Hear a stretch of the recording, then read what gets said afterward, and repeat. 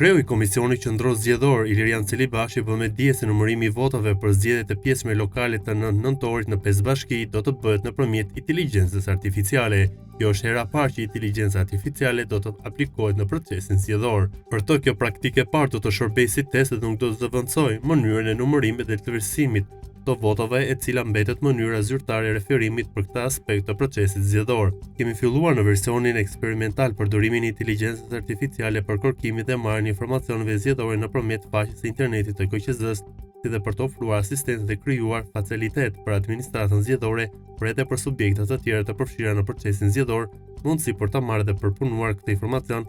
apo aspekte të tjera të ndryshme të procesit zgjedhor. Në 9 nëntor të këtij viti do mbahen zgjedhjet e pjesëme, stafi i KQZ-s po punon për të aplikuar për herë të parë përdorimin e inteligjencës artificiale në numërimin dhe vlerësimin e fletëve të votimit dhe nxjerrjen e rezultateve. Ky projekt do shërbejë si test dhe për momentin nuk do zëvendësojë mënyrën e numërimit dhe vlerësimit të votave, e cila do të mbetet mënyra zyrtare e referimit për të aspekt të procesit zgjedhor, u shpreh kreu i KQZ-s Ilirian Celibashi.